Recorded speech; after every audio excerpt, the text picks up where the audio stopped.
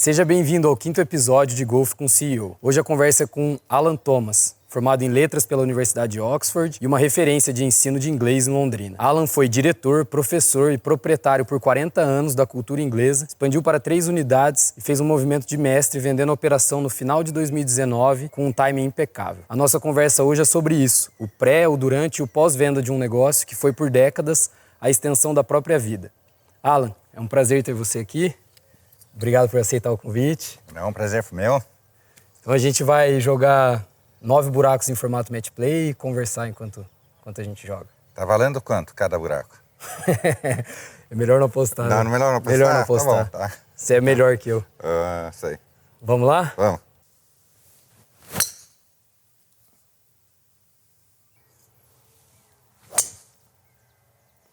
Boa bola. Aí. Alan, voltando ao início. Como foi que a cultura inglesa entrou na sua vida? Bem, a cultura inglesa foi fundada em 1980 por minhas futuras sócias e uns 3 anos depois eu entrei como sócio. Eu estava dando aula de inglês lá em São Paulo. Mas a minha família sempre esteve envolvida com a cultura inglesa. Meu avô, o Arthur Thomas, fazia parte da diretoria da cultura inglesa lá em São Paulo. Meu pai fez parte da diretoria lá em São Paulo. Então era quase que uma tradição familiar.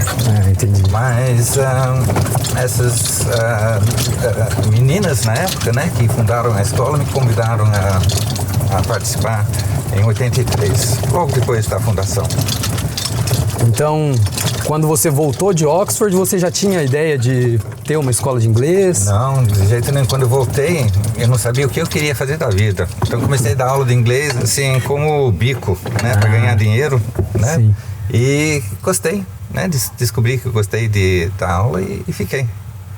E aí, quando as sócias te convidaram para participar do início da cultura inglesa, como que era ali a divisão de tarefas, os sócios participavam? Eu era professor totalmente pedagógico. Né? Na verdade, todo mundo lá era pedagógico. Isso é muito comum em escolas de inglês, que os futuros donos, né, começaram como professores numa escola. Então, o grande desafio é a profissionalização do negócio. Né? Então, sempre tem uma tensão na educação entre até que ponto a educação deve ser um negócio para fazer dinheiro e a missão social de qualquer escola, né? Seja de inglês ou escola regular. Sempre tem uma tensão, né? E a gente sabe que sem lucro, né, não tem investimento, sem investimento não tem qualidade de ensino. Então, a gente teve que se profissionalizar. Demorou um pouco, mas a gente acabou fazendo. Então vocês 3 eram os 3 primeiros professores da escola? Na verdade, eram 5 sócios no começo. Eram 5. 5 e um sai, outro sai, né? E nós terminamos com 3 no final. Tá, e naquela época, como é que era? Tinha muita escola de inglês já em Londrina? Então, mudou muito o mercado. Quando eu entrei na cultura, tinha umas 3 escolas grandes, né, e mais a gente. Eram 4 escolas. Então, nosso primeiro desafio foi lidar com o crescimento enorme das franquias de inglês. Né? Porque a cultura inglesa não é uma franquia. As pessoas pensam que é uma franquia porque tem várias cidades no Brasil, mas é uma associação de escolas. Né? Entendi. Então, estourou o ensino de inglês no Brasil, abriram muitas franquias, né? Então o primeiro desafio foi lidar com isso, com o crescimento da concorrência por causa da entrada de todas essas franquias. Legal. Vamos terminar o buraco, depois a gente continua? Vamos sim. Vamos lá. Abriu. Ai, puxei muito. Ó, boa bola. Bela bola.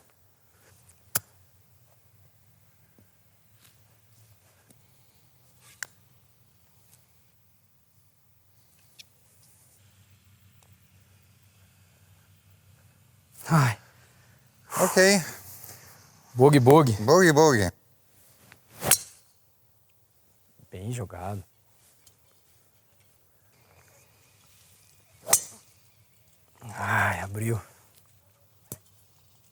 Alan, e quando foi que você percebeu que a escola poderia crescer para a segunda unidade, terceira unidade? Bem, é o mercado que dita essas coisas, né? A gente sempre foi dirigido pelo mercado, direcionado pelo mercado, né? E a gente percebeu, se a gente não crescesse, a gente ia perder espaço. Market share é importante, né? E se você ficar parado, você está indo para trás. Sim. Então foi uma decisão de negócios, eu diria, quase que imposta na gente, né? A questão tinha espaço para uma boutique, vamos dizer, né? Ou era perigoso se ver como boutique, uma coisa só pequena, né? E a gente decidiu que a gente precisava crescer, manter a mesma qualidade de sempre, mas batalhar para o nosso market share. Entendi. A segunda escola, na verdade, ela veio quando? Em que ano? Foi, eu acho que depois de uns 10 anos, talvez menos. A gente cresceu, a gente precisou de mais salas, a gente pegou um anexo no outro lado da rua, naquela época era na Rua Goiás, e a gente viu que a gente precisava uma outra escola. Então a segunda foi por necessidade de espaço mesmo. Então estávamos com 2 escolas no centro. E a terceira foi lá na Rio de Janeiro, pegando uma área perto da Bandeirantes. E depois nós abrimos uma quarta perto da Maringá. E então a gente teve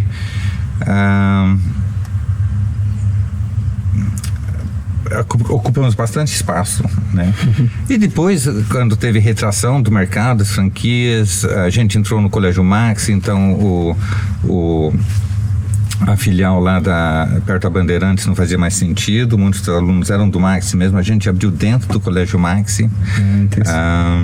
Então teve mudanças, né, de mercado, e a gente voltou para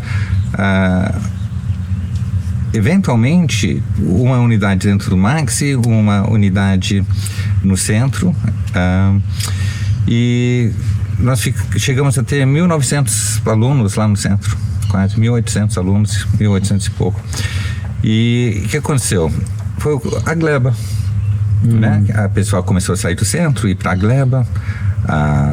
As mães e pais começaram a pressionar a gente para abrir lá na gleba, pela facilidade para eles, né?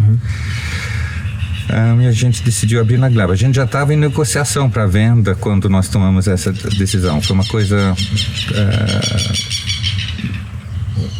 uma decisão de negócios complexa.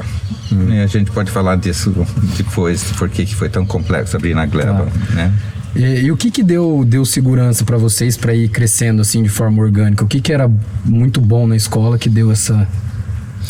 A gente era uma equipe de sócios que se complementava muito bem, né? Cada um tinha as suas virtudes, e a fraqueza de um era compensada pelo ponto forte de outro. E então a gente conseguiu manter uma atenção individualizada, um foco no ensino, nunca visando lucro. Lucro sempre para a gente foi consequência de um bom trabalho, né? E sempre focando em questões pedagógicas. Legal. Vamos terminar lá? Vamos tentar, né? Vamos.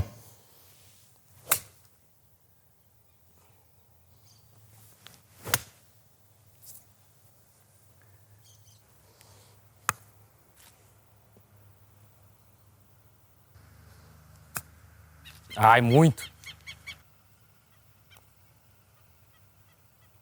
Ai. Pena. Dabo.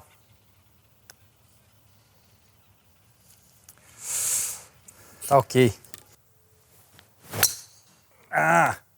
Passa. Belo drive. Belo drive. Perfeito. Valeu.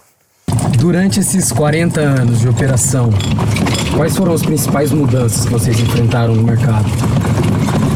Bem, eu acho que a entrada das franquias foi muito importante, né? Depois nós tivemos o desafio da entrada de tecnologias, né? Então, cursos online? Esses no começo não foram muito ameaçadores, não. Mas como se adequar o uso do computador, né? Como que introduzir o computador em sala de aula, né? Quando nós começamos, a gente tinha gravador para listening e tudo mais, né? A gente introduziu quadros interativos, esse tipo de coisa. Isso foi muito desafiador. Nós enfrentamos muitas crises econômicas no Brasil, né? Como qualquer empresa, a gente teve que navegar as turbulências da inflação, né? A escola de inglês pode-se dizer que é um luxo, sim, que numa crise as pessoas... Uma das primeiras coisas que as pessoas falam inglês, não, né? Não, no nosso público não. Eu acho que quando você está em crise, você investe muito em educação dos seus filhos, né? Você sente necessidade, você sente uma segurança no próprio trabalho, etc. E pensa nos seus filhos e naquela época a gente era basicamente focado em crianças e adolescentes. E o que começou a acontecer é que a gente percebeu que as escolas estavam começando a oferecer inglês de qualidade melhor dentro das escolas. Então nós identificamos isso como nossa maior ameaça, que as pessoas parariam de fazer inglês em institutos de línguas e fariam inglês nas escolas, as crianças e adolescentes, né? Então a gente decidiu desenvolver cursos de adultos. E nós fizemos um trabalho muito bem feito, pegamos todos os professores da escola, vamos pensar em curso de adulto, como que é diferente de curso de criança e de adolescente, como que a gente tem que apresentar as metodologias, como são diferentes. A gente fez um trabalho muito bom e foi muito bem sucedido. Nós conseguimos... Tem uma certa época que na Santos, por exemplo, nós tínhamos 15 salas de aula cheias de adultos, né, estudandos. Na maior parte universitários, mas tinha muito profissional liberal estudando também. Então nós conseguimos naquela época desenvolver um produto novo, que era novo para a gente, que era o curso de adulto, em reação à ameaça que não se materializou. Isso realmente. Que eu ia perguntar, ela não se materializou, né? Não muito, não. É engraçado. As escolas tiveram muita dificuldade em oferecer inglês da mesma qualidade que a gente, por vários motivos, né? E a gente viu que muitas escolas estavam dizendo que tinham um curso de inglês especial, etc. Os pais tiravam os filhos da escola, da cultura, levava para a escola e voltava insatisfeitos, né? Sim. Isso também tem mudado, né? Muitas escolas estão trabalhando melhor agora com o inglês, mas eu estou falando de um processo que começou 25 anos atrás. Hoje em dia tem mais escola bilíngue, né? Ou que dá aulas em inglês.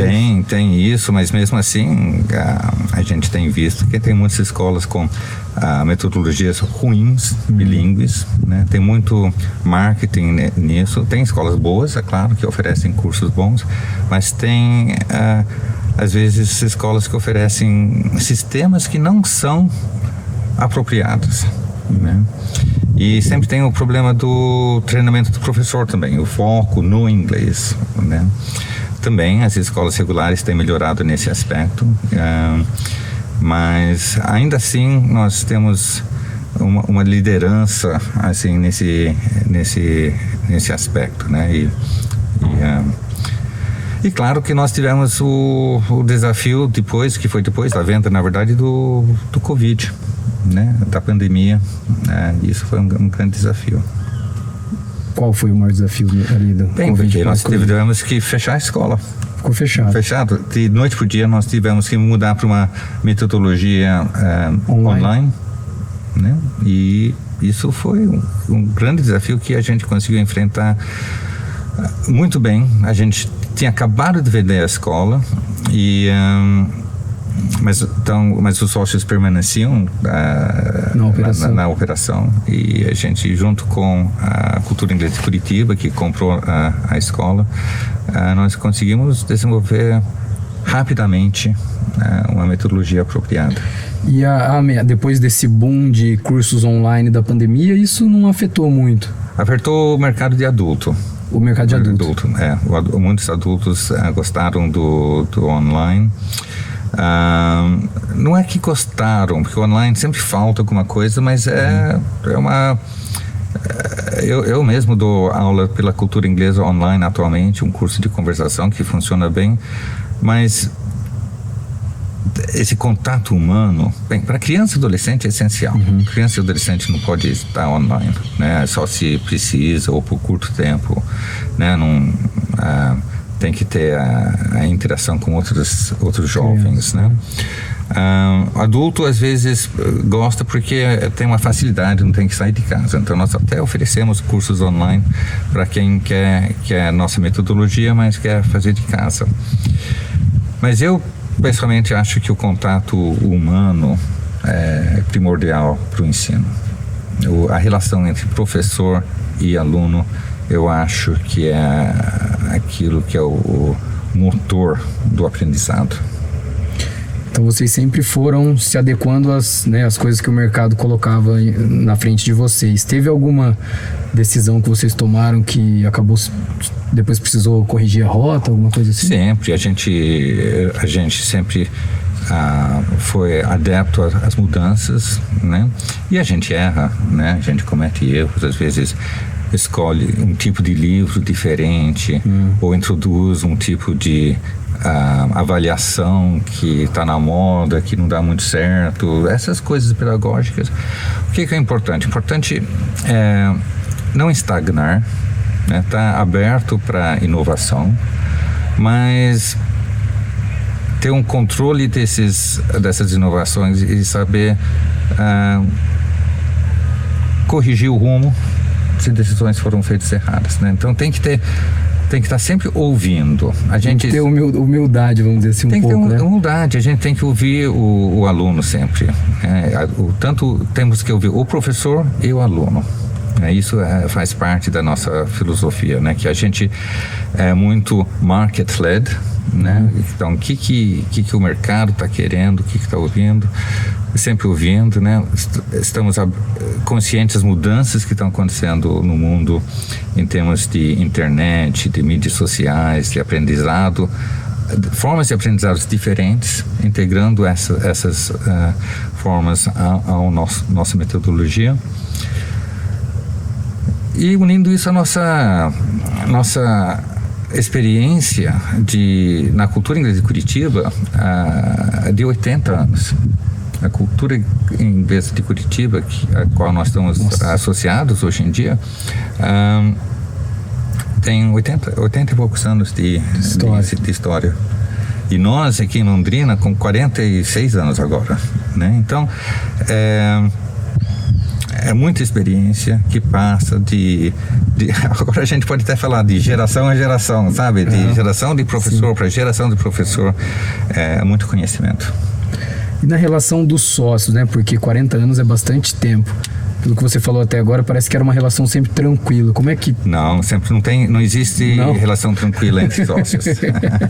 Eu acho, né? Os ingleses têm um ditado que você tem que conhecer com quem você vai para a cama, né? Sim. Assim, né? You have to know who you go to bed with. E a gente teve nossas divergências, a gente teve nossas brigas, mas a gente sempre soube que nossos sócios eram pessoas íntegras. Né? E teve briga feia, mas a gente sempre soube superar. Às vezes demorava, mas a gente acreditava no caráter. Né? Isso faz a diferença. Isso faz diferença. Né? Então se você vai ter um sócio, essa é a primeira pergunta. Que tipo de caráter a pessoa tem? Tá? As pessoas podem te enfeitiçar, podem fazer muitas coisas, você tem que conhecer, né? Sim. Minhas sócias, quando me convidaram, não me conheciam, tomaram um risco, né? E no início eu acho que elas até duvidaram se tinha feito uma boa escolha. Eu demorei para me adequar à função de proprietário, né? Mas quando você tem sócios bons, você aprende com eles e se desenvolve. Por que você fala que demorou para se adaptar? Não, porque não é fácil ser dono de empresa. Então, eu era professor lá em São Paulo, eu tinha chefes, eu era mandado, né? Eu vim, de repente, assim, convidado para ser sócio aqui em Londrina, e é uma mentalidade diferente. Uma coisa é ser funcionário, outra coisa é ser dono de negócio. E tem um aprendizado, né?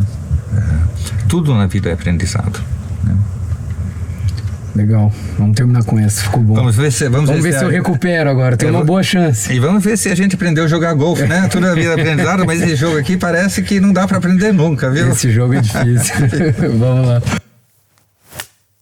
Bem jogado.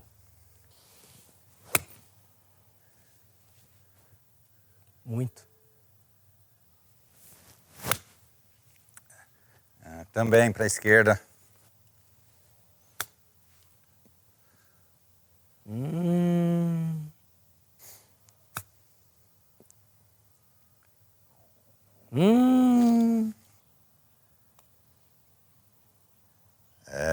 Eu vi que não era essa caída.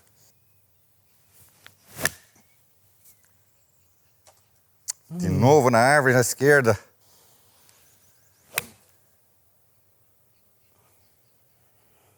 Passou e saiu. Alan, e como foi a decisão de vender a operação? Foi uma oportunidade de mercado ou foi uma decisão que foi sendo construída ao longo do tempo? Bem, foi um problema de sucessão. A gente, nenhum dos sócios tinha filho que queria ficar com a escola. Então, fazer o quê, né? Tem que vender. Tem que vender. E a questão, é claro, é achar um comprador que tem a mesma cultura corporativa, né? Porque sem isso, sem ter uma conexão entre comprador e vendedor, não vai ser um sucesso a venda. E nós tínhamos muitos stakeholders envolvidos, né? Os professores, alunos. E mesmo para ter um preço bom, tem que ter essa sinergia entre comprador e vendedor. E nós começamos a conversar com a cultura inglesa de Curitiba em reuniões das culturas inglesas. Tem uma associação nacional de culturas inglesas, né? E foram vários anos de conversa. Então nós sabíamos que eles estavam interessados. E isso que foi a decisão mais difícil que a gente teve, que a gente não sabia se a gente ia conseguir vender para eles ou não. E a gente tinha o problema da gleba, né? Se a gente não entrasse na gleba, a gente pensou que a gente ia perder mercado, né? E a gente achou um lugar perfeito para nós na gleba, né? Onde que nós estamos, na Torre Pietra atualmente, que tem... Na avenida principal. Na avenida principal, a avenida principal tem embarque e desembarque para Paz lá atrás, né? Então foi perfeito. E a gente já estava sabendo que se a gente efetuasse a venda seria pelo EBITDA, né? O EBITDA, né? Ficando na Santos, nosso EBITDA estava melhor. É mesmo? Porque tinha só um aluguel. Ah, entendi. Né? Sim. Com naquela época, talvez, não lembro exatamente, talvez tinha 1.700 alunos, alguma coisa assim. E a gente dividia a escola em dois. Isso é feito EBITDA, mas a gente não sabia se ia concretizar a venda. Né? Então a gente decidiu, não, nós temos que presumir que nós não vamos vender e nós não precisamos manter a força do negócio. E nós precisávamos dar para a gleba para isso. Então, por um lado, nós sinalizamos para os compradores, olha, se vocês não têm interesse, a gente está com energia para levar para frente, a gente está com recursos, capital para crescer, né? E, por outro lado, a gente sabia que talvez, se acontecesse a venda, talvez a gente não ia conseguir um preço tão bom, porque financeiramente o negócio tinha piorado, porque era uma época de investimento, de crescimento, né? E Mas deu certo, né? Mesmo depois da gente ir para a Gleba, a gente entrou em negociações e nós vendemos no final de 2019, que teve prós e contras, né? Nossa grande sorte é que nós vendemos antes da pandemia. A pandemia pegou todo mundo de surpresa e nós perdemos muitos alunos que já recuperamos, muitos alunos na pandemia. Mas quando nós vendemos com o earn-out, né? Então a gente tinha um crescimento previsto para os próximos 3, 4 anos, né? E se a gente atingisse as metas, o valor da compra teria aumentado. Sim. E com a pandemia, isso foi por água abaixo. Sim. Por um lado, nós vendemos antes da pandemia, então nós conseguimos um valor bom sobre aquilo que era a escola em 2019. Em dezembro de 2019, uns 3 meses antes da pandemia. E por outro lado, o earn-out não foi prejudicado.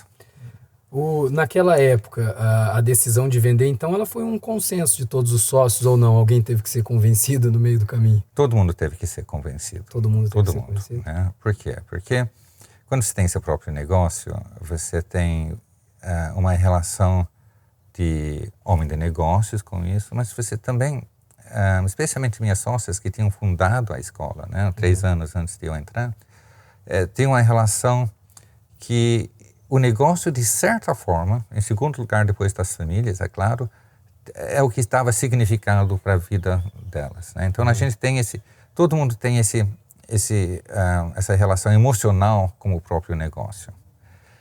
E isso é bom, é importante, né? O negócio familiar tem essa vantagem sobre outros tipos de negócios, mas pode prejudicar também em certas horas na hora de fazer decisões. A gente perde a objetividade, qual que é o valor real do negócio. Mas, como eu falei, eu sempre tive muita sorte nas minhas sócias. Elas tiveram, às vezes, sorte comigo, às vezes tiveram que me aturar bastante. E eu estava basicamente encarregado da administração da escola, né? Na educação a gente não chama de CEO, né? Mas eu estava dentro dessa posição e consegui convencê-las que era um bom negócio, e eu acho que depois elas me agradeceram, assim. Eu acho que foi um bom negócio para elas e para mim também. Legal. A gente vai aprofundar bastante nesse tema. Mas agora vamos ver se eu consigo empatar esse jogo. Você está com boa vantagem aí.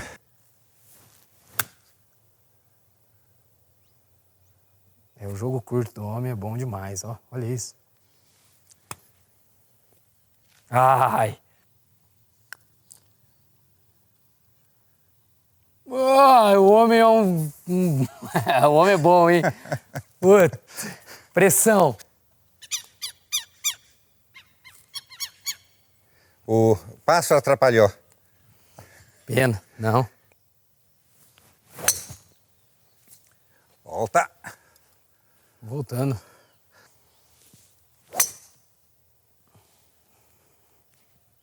No pré-venda, né? Vocês tiveram que tomar algumas atitudes, vamos dizer assim, para arrumar a casa para a operação de venda ou não? Não, basicamente não. Por quê? Eu sempre acreditei que a contabilidade tem que refletir a realidade, né?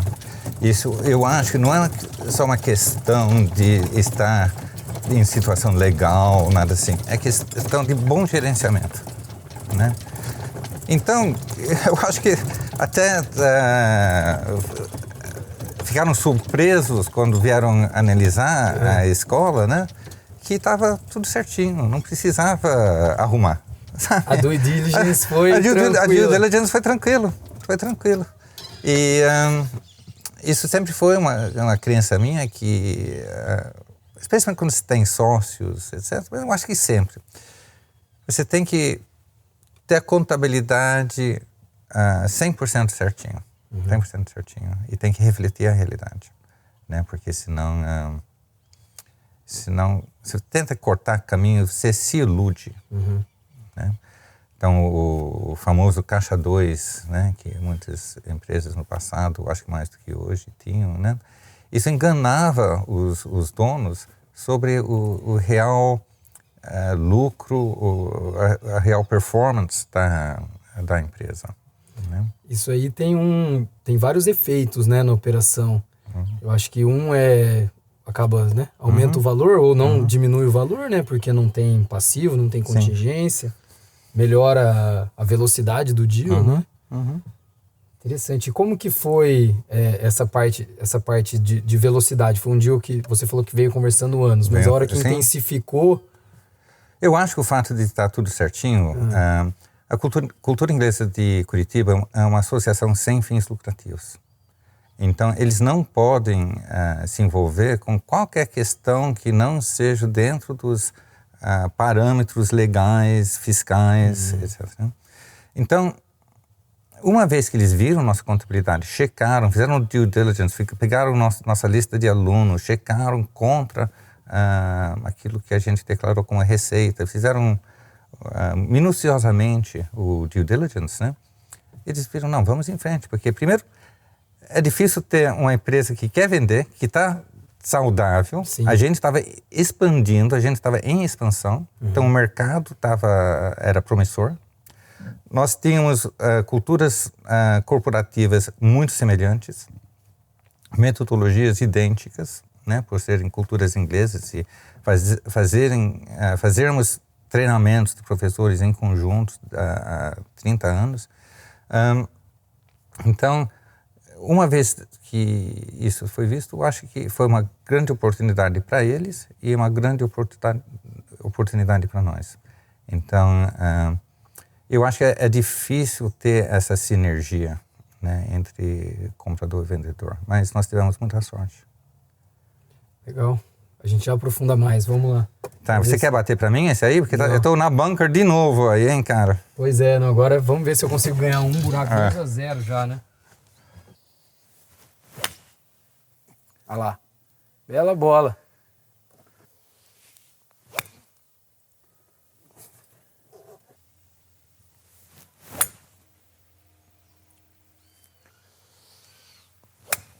Ai, puxei de novo. Hook.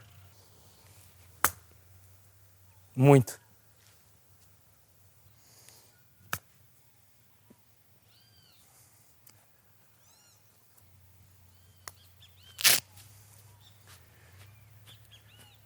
Não caiu nada. Força.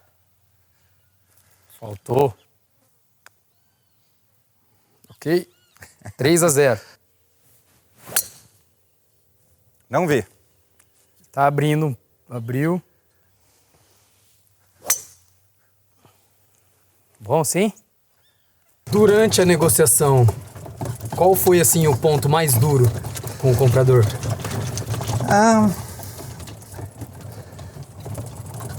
Eu acho que sempre tem essa questão de em quantos anos eles querem o retorno do investimento deles, né? Isso é algo que tem que ser bem negociado e é uma coisa muito subjetiva, né? Não tem dados objetivos que vão determinar o que é o certo ou errado, tudo depende da vontade das partes, né? Sim.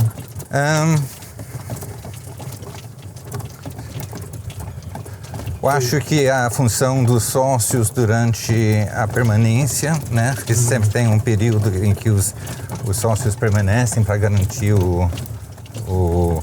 a continuidade. A continuidade, né? E teve alguma coisa assim, preço ou alguma cláusula, alguma coisa que vocês tinham como algo inegociável, assim? Não, tinha eu acho que a bola tá aqui na frente, não tá? Tá aqui. Né? Eu acho que não acho que teve um no compete, é claro, né? Tinha uns certos anos para o no compete. Sim. Que tinha que ser negociado. Bom, você falou no buraco anterior sobre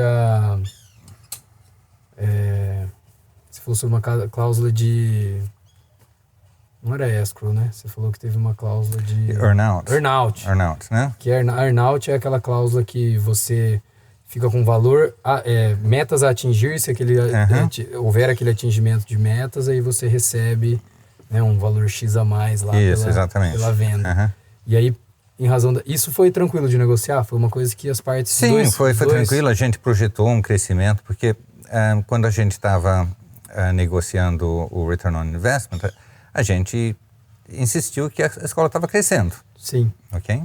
Então, isso é uma coisa que é incerto para o comprador. Então, como que isso foi lidado? Então, se vocês atingirem esse crescimento que vocês estão dizendo que está no preço do seu negócio, porque seu negócio não é... Então, quando vocês atingirem isso, vocês recebem, né? E é claro que a pandemia acabou com isso, né? Sim. Então, por um lado, a pandemia foi muito ruim para a gente nesse aspecto. Por outro lado, a gente, durante a pandemia, estava com uma empresa super sólida, né? Que tinha recursos para manter todos os nossos serviços, nossa qualidade durante a pandemia. Sobreviver. A gente estava numa posição que a gente conseguia negociar com os nossos alunos. Por exemplo, se você era pai de aluno, tinha uma loja no shopping Catuaí e o shopping fechou, você não tinha mais renda. Vou ter que tirar meu filho. Então vamos negociar. O que dá para fazer? Né? Caso a caso. Foram 500 pessoas negociando caso a caso, individualmente, como fazer. E a gente sabendo que a nossa existência não dependia disso. Né? Então a gente sempre procurou nessas negociações fazer uma coisa justa, analisar como que a renda do pai foi afetado. A nossa prioridade é não prejudicar os jovens, as crianças e adolescentes, né, principalmente, que estavam na nossa escola. Com os adultos também, que estavam muito receosos de fazer online, conversar bastante. Então foi uma época de muito trabalho nesse pessoa a pessoa, né? Assim, mas isso está no nosso sangue, né? Então a gente sempre fez isso. Então não foi difícil para a gente, né? E eu acho que nós conseguimos sobreviver muito bem com isso. Sofremos bastante. As crianças estavam fazendo online regularmente, então estava no computador das 7h30 da manhã até 12h30, né? E muitos pais falaram, não dá agora, nesse momento, para a criança continuar. Nós perdemos muitos alunos, mas recuperamos, né? Então... E depois da pandemia, vamos dizer assim, aquelas metas que eram para ser batidas, né? Claro que ficaram impossíveis de serem batidas na pandemia. Depois elas foram alcançadas? Não, ainda não, porque nós estamos chegando no ponto onde a gente estava antes da pandemia. Agora. Agora. Nós caímos, nós perdemos, não chegou a ser metade, mas quase, assim, 40% dos nossos alunos durante a pandemia. E nós perdemos um mercado importante, que era o mercado de adultos, né, que foi bastante afetado, por isso que foi difícil recuperar isso. Estamos recuperando ainda, né, mas e estamos oferecendo os cursos online, e nossos cursos online estão começando a crescer de novo, né, então, para o mercado de adultos, né. Então, a pandemia foi trágico para a gente e, ao mesmo tempo, foi um grande desafio. O desafio é muito bom. A gente gosta de desafio, sabe? Sim. O desafio motiva a gente para trabalhar, para melhorar. A gente aprendeu muito sobre o uso de tecnologia durante a pandemia. As coisas melhores a gente conseguiu manter, né, de como usar online para os alunos, mesmo nos cursos regulares, né? Como nossos... a gente já estava, antes da pandemia, a gente já estava com Google Classroom, por exemplo, né? E plataformas para organização de estudos online, né? Mas eu acho que nós sobrevivemos bem por causa da parceria com a Cultura Inglesa de Curitiba, né? Pelo fato de eles terem comprado a gente. E o relacionamento com os compradores durante essa fase de pandemia continuou bom ou ficou... Ficou bom. Não, assim, todo mundo remando para o mesmo Isso, lugar. Ainda, exatamente, né? Exatamente. Eu acho que a gente pode até ser que ficou fortalecido.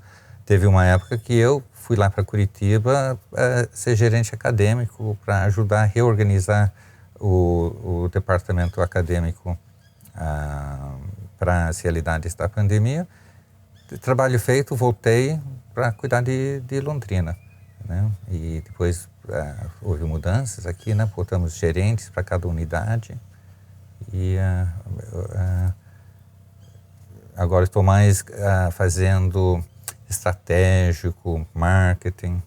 Você continua vinculado ainda à operação? Eu tenho uma consultoria, né? Que eu estou vinculado, eu faço outras coisas também. Não estou só na cultura inglesa.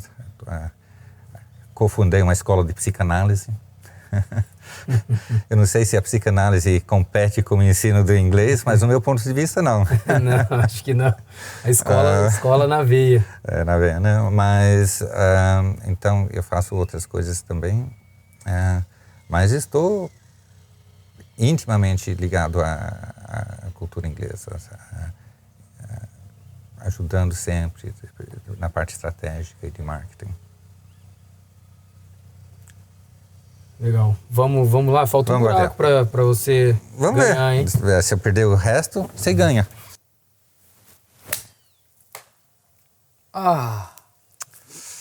Pena.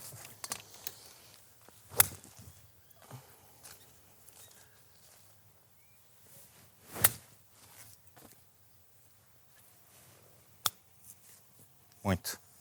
Tá bom. Nossa senhora. Aí, bog.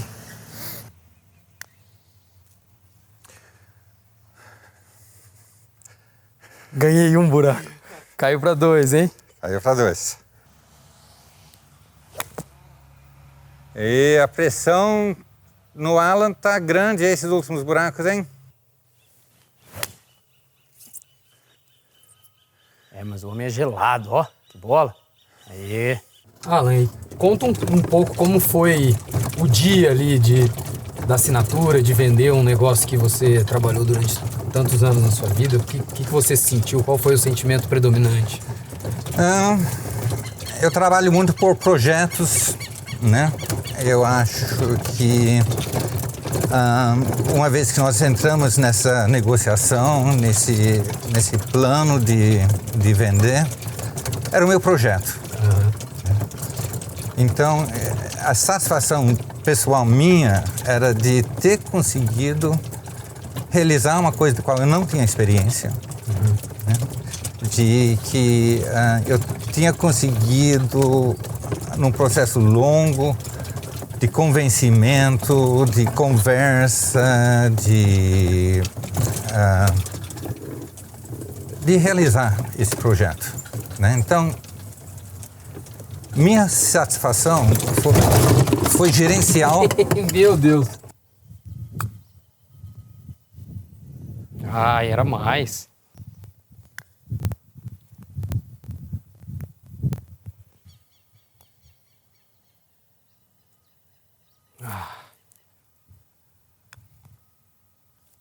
Opa! Tô vivo ainda. Tá vivo?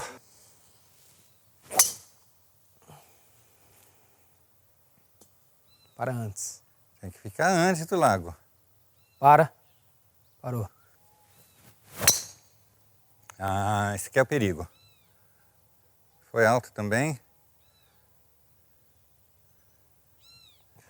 Segurou também. Tá Segurou dentro. também? Segurou. Bom, depois do pequeno acidente, onde graças a Deus ninguém se machucou, só o carrinho, né? E o orgulho do motorista. O orgulho do motorista ficou ferido. Mas você estava dizendo que você trabalha por projetos e que a venda foi um projeto, né, missão cumprida. Sim. E o pós-venda, né? Você já falou um pouco sobre isso. Vocês, né, continuaram na operação. Como é que foi trocar essa relação, né, de ser o dono, né, o proprietário, para ser um só um executivo, vamos dizer assim? Foi tranquilo. Né? É claro que, às vezes, talvez eu colocava as minhas opiniões, meu jeito de fazer as coisas, que às vezes não era a forma que os compradores queriam, né? Tinha hábitos que sempre... Mas eu fiquei gerenciando aqui, inclusive, como falei, ajudei a gerenciar a parte acadêmica lá em Curitiba um tempo. Mas a vontade de trabalhar e de fazer... Porque a cultura inglesa é uma forma de encarar a sociedade, de certa forma. Né? A gente sempre teve como objetivo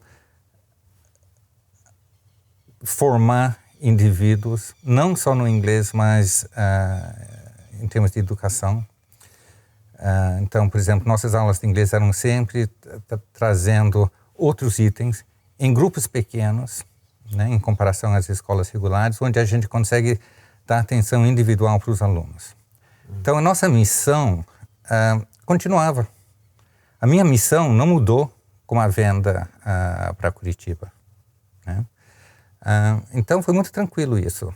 Para mim e para as minhas sócias, que ficaram menos tempo que eu na escola, mas foi tranquilo.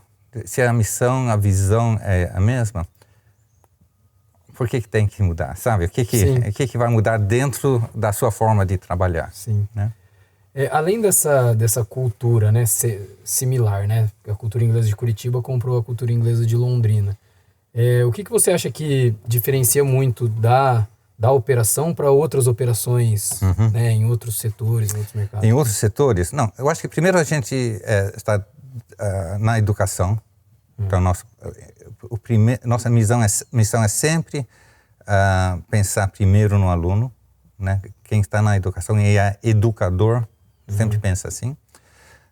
Não é só a cultura inglesa, né? Todo mundo que é educador pensa assim.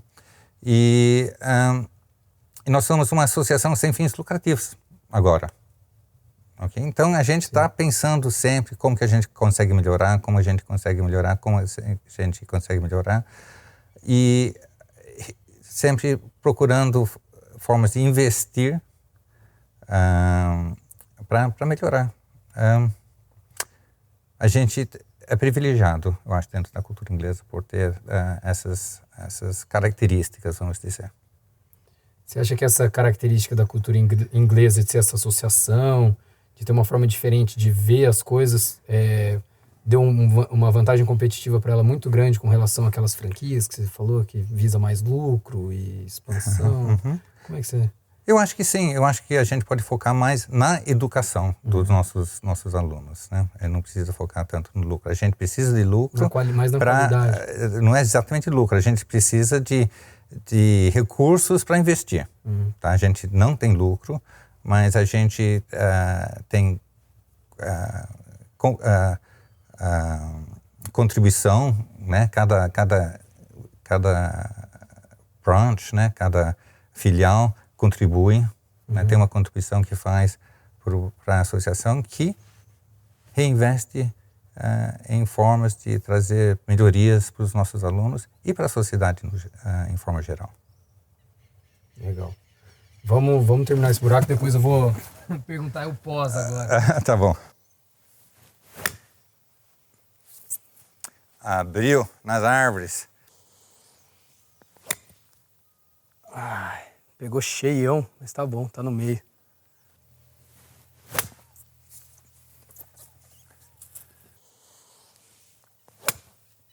Pegou bem.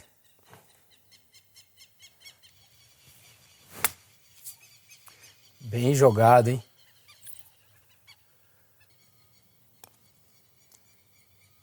Ah!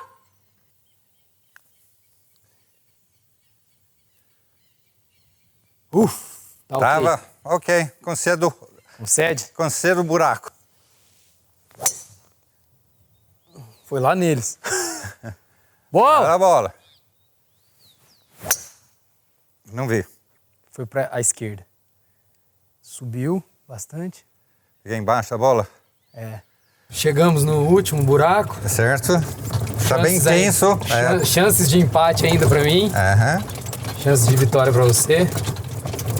Mas pra gente finalizar, depois que, agora que você, né, já tá bem fora da operação, ainda continua como um consultor, mas quais são aí os desafios que você tá enfrentando aí? Em relação à cultura, né? Não, na verdade, mais em relação a... você falou que está fazendo agora tem um curso de psicanálise. Sim, tem uma associação. Escola de psicanálise. Eu acho que o importante na vida é não parar de trabalhar. Né? Eu acho que parar é a morte. Né? Então a gente tem uma fantasia que a gente vai passar toda a nossa aposentadoria no campo do golfe. Né? Sim. Golfe é ótimo, mas não é trabalho. Sim. Né? E eu acho que nós temos que produzir, nós temos que contribuir para a sociedade na qual nós moramos. Né?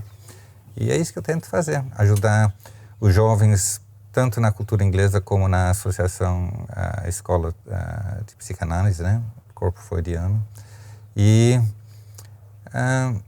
passar aquilo que eu sei para os que estão ingressando, tanto na administração de escolas como na psicanálise.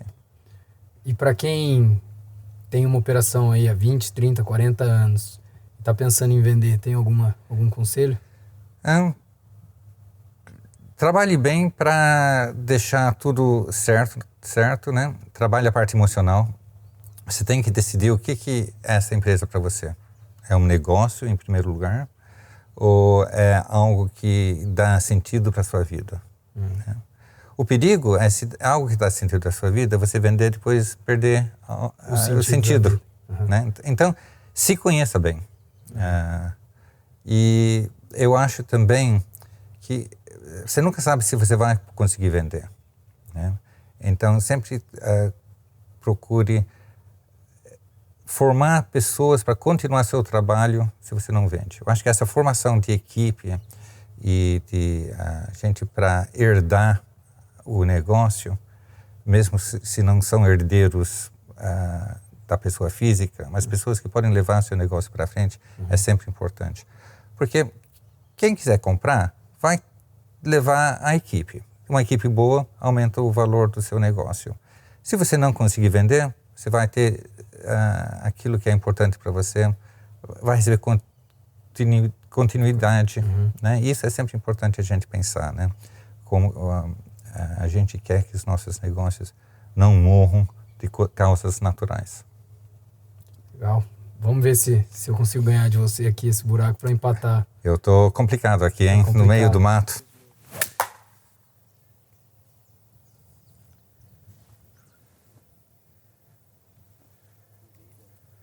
Cara, eu não ouvi.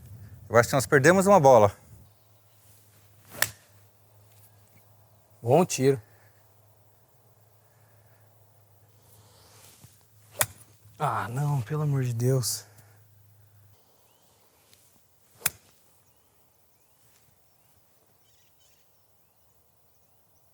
Ficou curto.